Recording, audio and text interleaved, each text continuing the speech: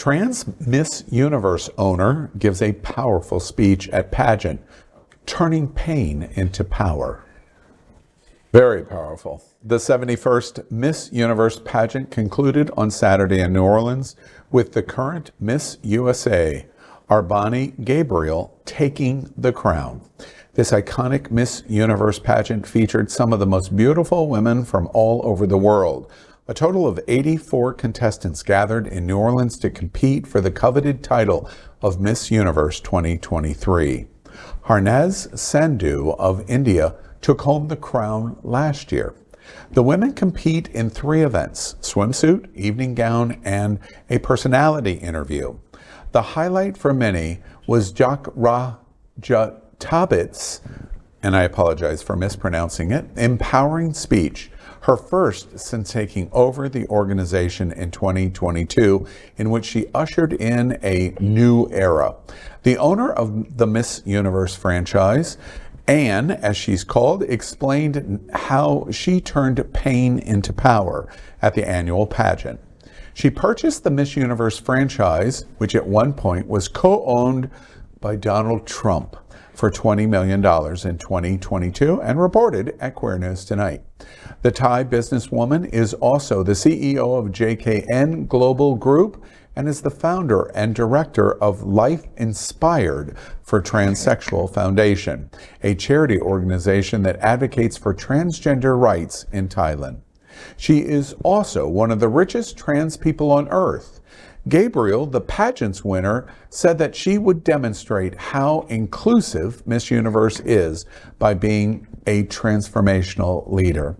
You know, it's inspirational to me because in America, she brings this pageant, the first pageant she does, to the United States, which is important because frequently the pageant did not come to the United States or was not done in the U.S. And the first pageant in her ownership of Miss Universe is done in New Orleans.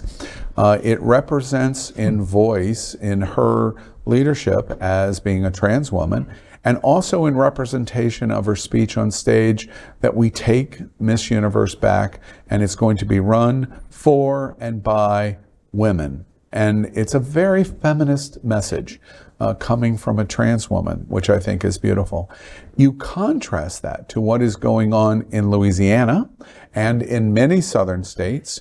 You contrast that to the former owner of the Miss USA and Miss Universe pageant, Donald Trump, and what goes on in next door neighbors in our own state of Florida. It is a powerful moment, a powerful message, which I just think is, honestly, I just think is beautiful.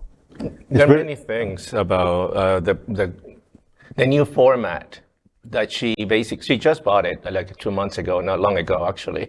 New crown, the whole jury were women for the first time, which is very significant. There's some controversy about the winner. I'm biased, I'm gonna admit it. I think Wait, is there this little country in South America called Venezuela? Venezuela should have won. You can ask anyone, but every Latino will tell you, no, Colombia. Right.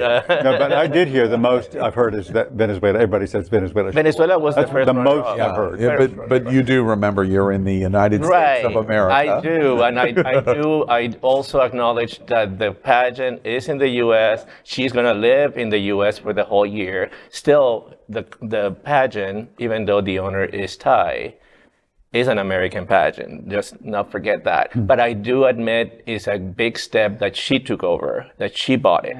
Yeah. Because the Miss Universe had issues with, trans participants. Spain sent the first trans Miss to Miss Universe 5 years ago. And there was a big scandal behind that. Not everybody was behind that. Yeah. She was beautiful. She did very well.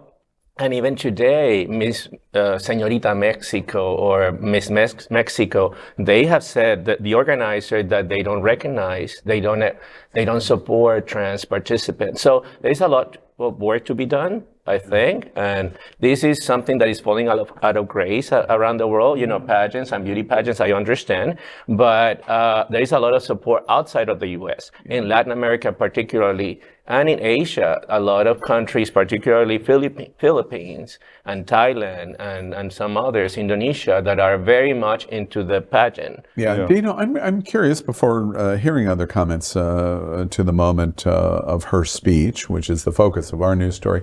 Pageants have fallen out of favor, you say.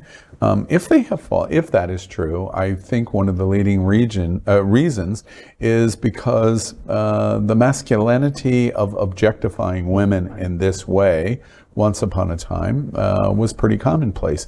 With changes like all women being the judges and a trans woman who is a woman, trans women are women, period, full stop. Yeah. That it might change the perspective of a pageant like this, that it can be a scholarship opportunity, and it's not objectively or in a toxic way something for men to objectify women. Does this help in its changes? I come from a country that reveres these pageants. I mean, Miss Venezuela is basically the Super Bowl of the country where everything stops. A Miss Venezuela that wins Miss Universe or gets so far, like this one did, Amanda Dudamel this year, is like a national hero. And many of them go into do big things. The candidate that lost to Hugo Chavez when he ran for president was Miss Universe. You guys knew that? Irene Saez. She won Miss Universe in 1981. She competed against him. She was the governor of a state in the country and a mayor in a district in Caracas. She did wonderful. She lives here in Miami nowadays. And she was not just beautiful, she was smart, she was career driven. She went really far. Unfortunately, she lost to him and then everything changed. But there were opportunities for these women besides TV and modeling, other stuff. But she did great things for Venezuela, and everybody recognizes that. Is that the same in other countries around the world? Probably not. But Venezuela reveres these candidates. It's very different down there. I'm not saying that, there may be certain things about the pageant that are a little too superficial. Yes, of course they are, but... But I think, to your point, to me, this is taking ownership. The way we do it, the way we'd have done, like with the word queer or whatever. It's a bigger, grander thing, maybe, or maybe it's more similar than I'm intimating.